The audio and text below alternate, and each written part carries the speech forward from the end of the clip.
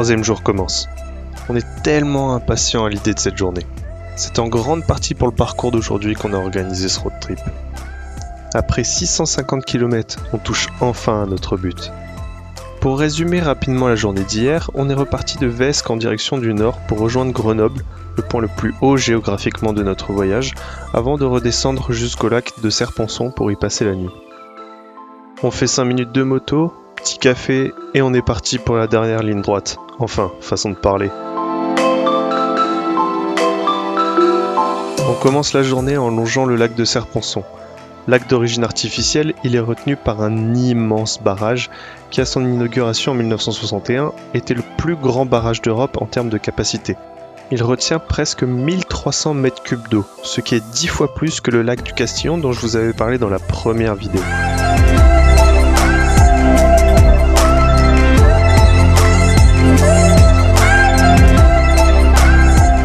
À la fin de la seconde journée, lors de notre arrivée au lac, je vous ai montré des plans au drone d'une chapelle au milieu de l'eau sans vous expliquer ce qu'elle était. C'est la chapelle Saint-Michel. Celle-ci date du XIIe siècle. Elle fut détruite en 1692 puis reconstruite dans la foulée. Vous vous doutez bien qu'à l'origine, celle-ci n'était pas au milieu du lac. Lors de la construction du barrage, la question de sa destruction fut posée. Par chance, elle se situait à une altitude légèrement au-dessus de la hauteur maximum du niveau de l'eau. Aujourd'hui, elle trône donc fièrement sur son îlot au milieu de l'eau.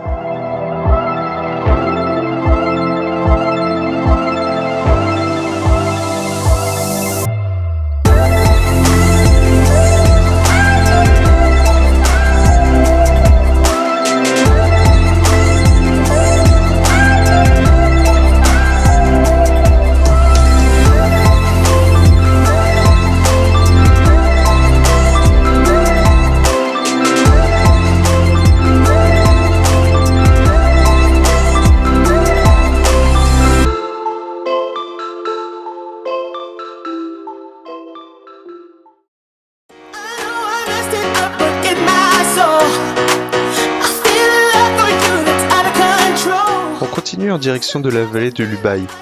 Que dire d'autre que magnifique. Honnêtement, c'est la plus belle vallée dans laquelle nous sommes passés.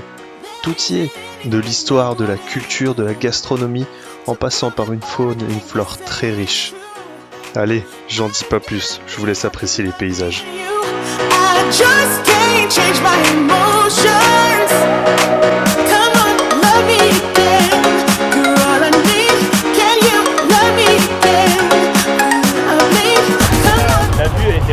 Oh putain, c'est dingue.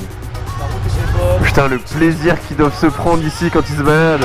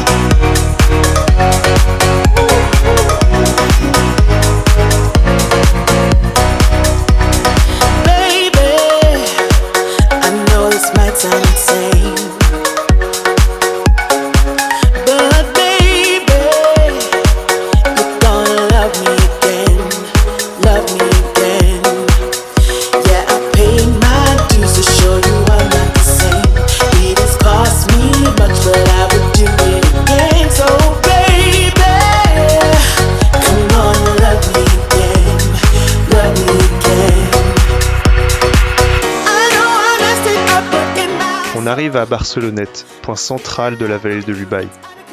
Le cadre de vie ici est dingue.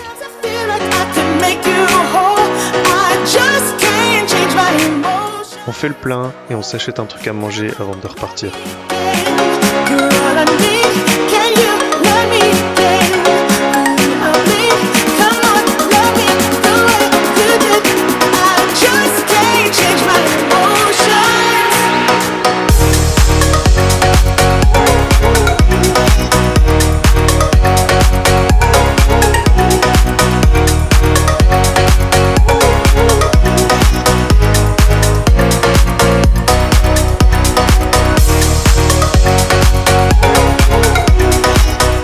Avant de tourner en direction du col de la Bonnette, je voudrais vous parler du fort de Tournou, Un peu plus en amont sur l'Ubaye, en remontant après Josier, vous ne pourrez pas le manquer.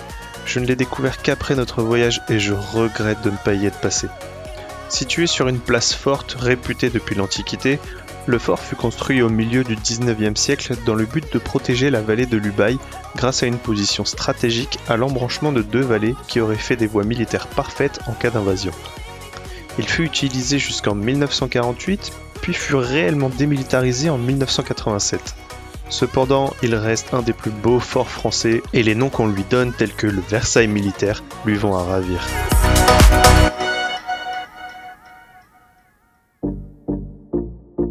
Allez, on est à Josier.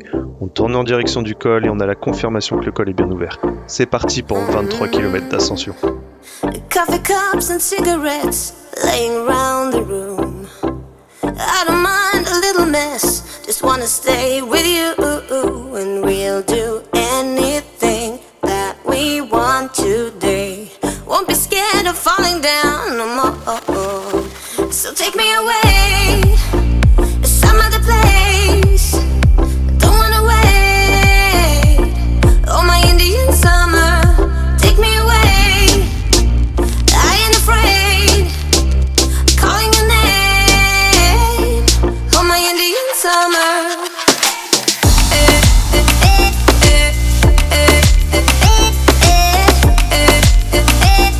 Oh, my Indian summer.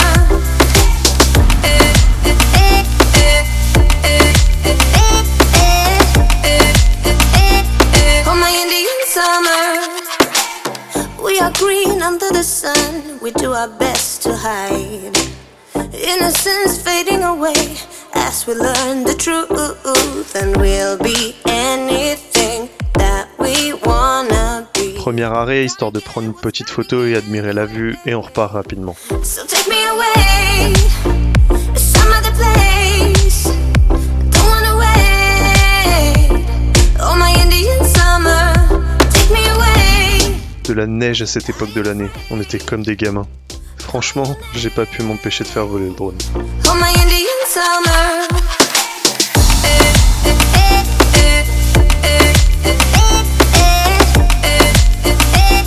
Oh, my Indian summer.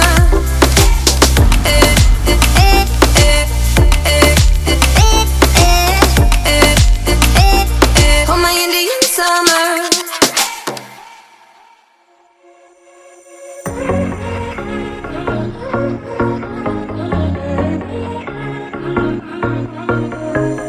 Hey, this might come out as total madness, but just wait.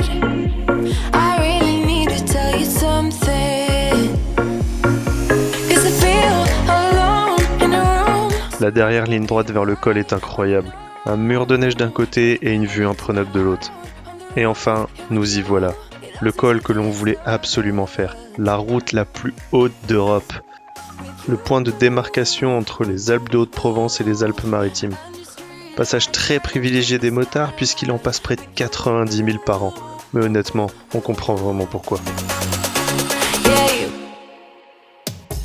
I've been a cynic for so many of my days. Now you just my maker, believer out of me. 'Cause you look so pretty in the sunrise, and somehow now everything is alright.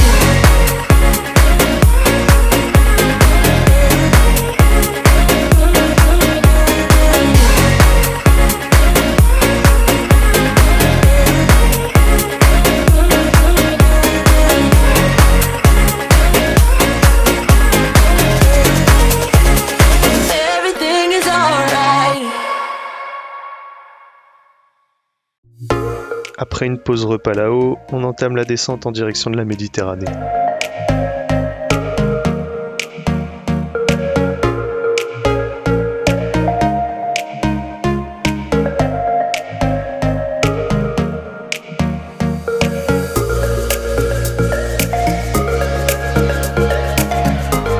Ce petit village abandonné que vous voyez est en fait un ancien camp militaire, le camp des Fourches. Construit entre 1896 et 1910, l'ensemble est constitué de 26 bâtiments. Environ 150 hommes pouvaient y vivre coupés du monde. Tout était présent sur place, des cuisines, des magasins, fours à pain et même des écuries. Ce camp servait de second site de logement pour la position du mont des Fourches qui se situe en haut de la crête sur la gauche. Cet ensemble de blocos et de batteries permettait de défendre le col des Fourches et le vallon de Salzo Moreno. Le blocos du mont des Fourches, qui domine tous les environs, est le seul qui n'est pas totalement en ruine aujourd'hui. Cependant, il est dans un état d'abandon total et ce serait dommage de perdre un pan de l'histoire des batailles des Alpes avec ce fort si particulier équipé d'une échauguette.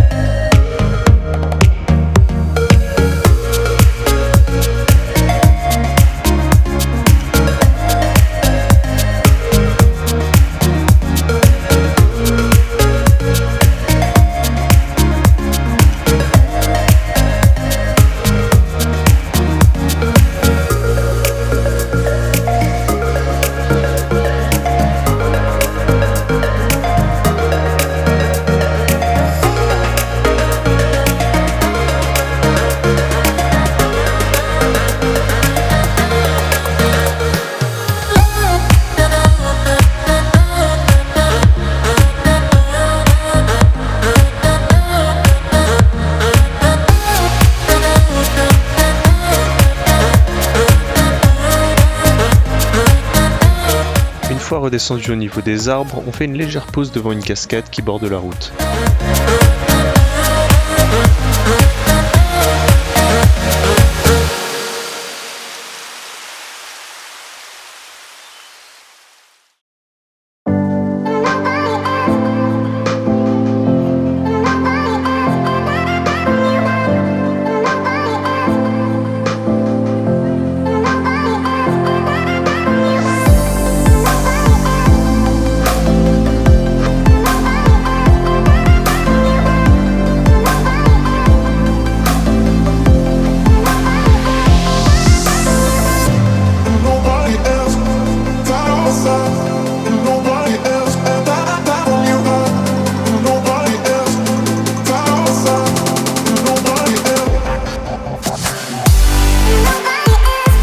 On passe à Saint-Étienne-de-Tinée, charmant petit village situé en amont d'Isola. Nommé à l'origine Sancti Stefani Tiniensi par les chrétiens, il prendra son nom actuel au XVIIe siècle. D'apparence, les constructions semblent plutôt récentes malgré que le village soit très ancien et surtout très reculé. C'est dû à deux incendies qui ont presque détruit le village, le premier en 1594 et le deuxième en 1929. La reconstruction se fera grâce à l'aide de nombreuses communes partout en France, et la rue dans laquelle nous passons actuellement fut nommée rue des communes de France en remerciement.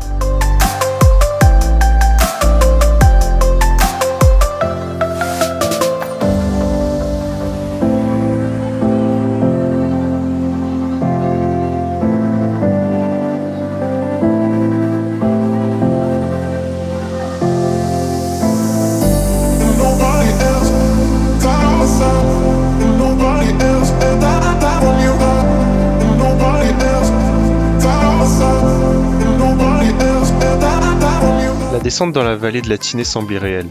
La fin du voyage, la fatigue, les paysages plein à la tête et le souvenir incroyable de la Bonnette.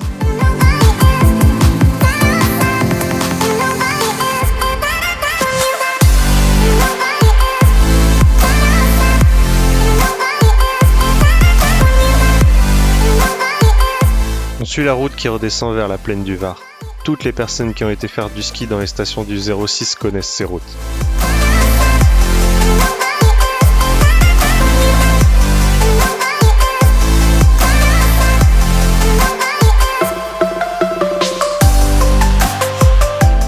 Je vais vous épargner ce très long passage dans la plaine du Var.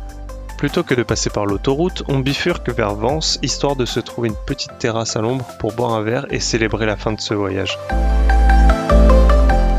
On passe devant Saint-Paul-de-Vence, magnifique village dont je vous reparlerai sûrement dans une future vidéo. Et enfin, c'est sur cette arrivée à Valbonne qu'on va se laisser. Je ne sais pas encore où nous partirons pour le prochain road trip, mais c'est clair qu'il y en aura d'autres. J'ai tellement pris de plaisir du début à la fin, de la préparation jusqu'au montage de ces vidéos, et j'ai vraiment envie de renouveler l'expérience. J'ai également pris conscience des choses qu'on aurait pu améliorer et des faiblesses qu'il y avait dans ces vidéos, et franchement, j'ai plein d'idées pour les prochaines. Je ferai un débrief un peu plus long sur ce voyage dans une prochaine vidéo.